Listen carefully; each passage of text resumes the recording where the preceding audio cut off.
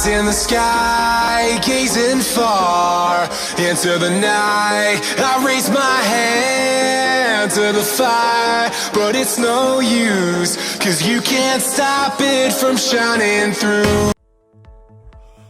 What's up, guys? Tommy here. Alright, so today we are going to cover fat loss versus weight loss.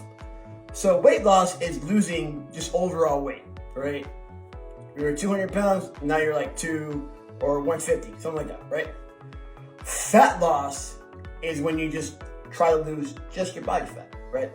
So, or you try to preserve as much lean mass as possible, right? Now, if you ask me which one is better than the other, I really think it depends on where you are at in your fitness journey, and what your preference is. For me, I just want to lose body fat. I am not interested in weight loss. So if I stay at 200 pounds for the rest of my life, but I'm at 200 pounds at like 6% body fat, bang, boom, love it, right? But some people might be like, I don't want to be 200 pounds. I don't care whether it's lean mass or fat mass, I want to lose weight. All right, so first I'm going to hit weight loss, because weight loss is super easy. Caloric deficit, for sure. You need that. And then you can kind of go on a diet that's really restrictive for a very short period of time, okay? And that'll get you your weight loss. Because if you notice, like, if you ever been to one of those, like, weight loss shows or weight loss clinic or any of that, they usually have you eating like a freaking bird, all right? And you lose a bunch of weight. So honestly, that's the way to do it. The downside to that is that one, it's very tough, and two, it's not sustainable. So it's going to be one of those things where you lose a lot of weight, and then you have to figure out how to maintain your weight loss. It is not easy to do. I do not recommend it. But that is, again, my opinion, if you want. But I also don't want to stop people from doing what they want to do, what they feel is best for them. Now, fat loss. Okay.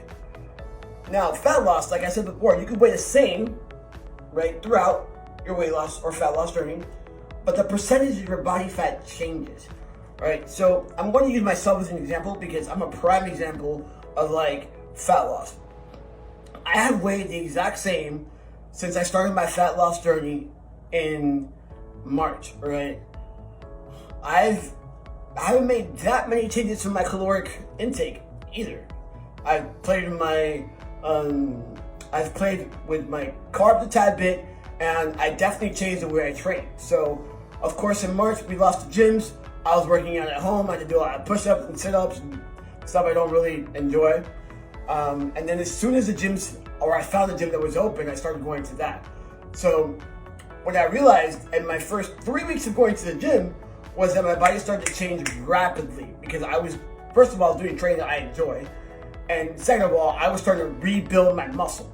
So I had lost 7 pounds of lean mass, not being able to go to the gym, and not being able to, I couldn't even get my testosterone, all right? So I'll put that out there. Fast forward to today, I started my journey at 204 pounds. The last time I had checked my body fat in the gym, it was in the teens. So I was like 16, 17, all right? Then today I'm at 202 pounds, not a big deal in weight, right? But the last time I had my girlfriend check my body fat through the calipers, it got to around 8.3%. I know that I'm not at 8.3%, I can visibly see that I'm not, I know that. So I'm gonna add another 2% to that, so we'll say I'm like at 12%.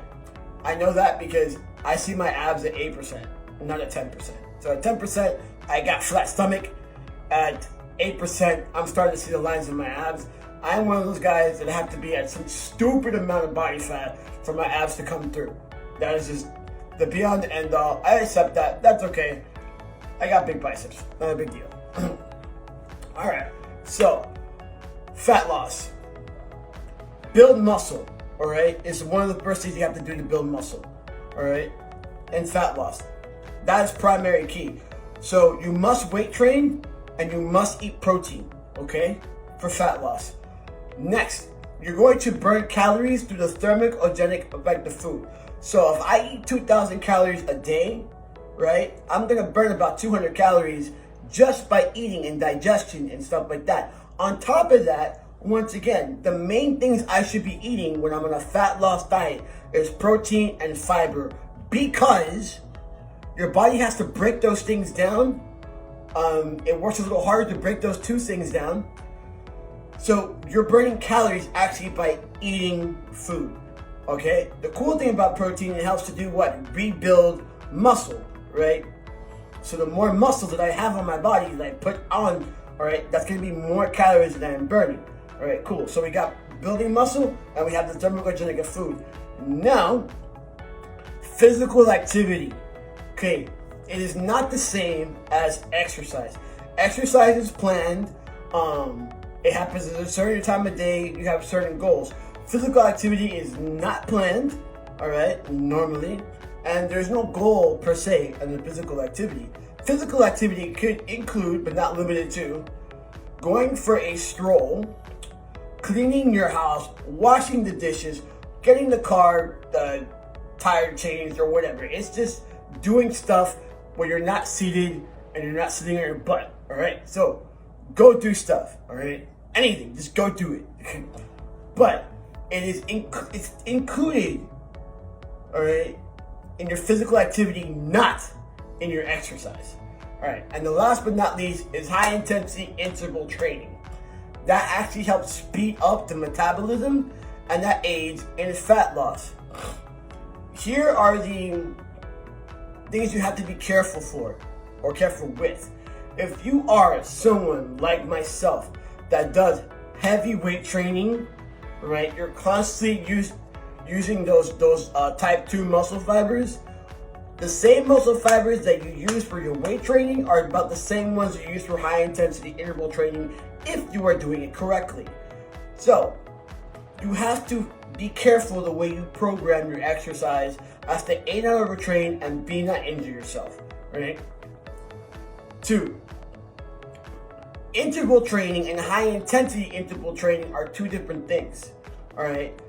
So interval training is I work for 30 seconds and then I'm like done. High intensity interval training is like I'm going out for about 10, 15 seconds. I'm going all out. You have to get to a certain fitness level to get there. So a lot of the times you'll hear like high intensity interval training workout, yada, yada, yada, yada, and it's not what it is. Not by scientific definition. Will it work? Will you lose body fat doing it? Of course. But I want to, once again, this is for educational purposes and for you to be aware of what is going on, all right? So there you go. Eat your protein, lift weights, work out intensely with some high intensity interval training, and do stuff. And boom, fat loss. All within the spectrum of what? A caloric deficit. All right, guys. So if you have any questions, this would be the best time to ask and leave it in the comments below. Like the video if you found it informative. Leave me comments. I'd love to interact with you people. It is the highlight of my day, especially with this COVID-19 thing going on. All right, and the next video, I'm going to cover supplementation.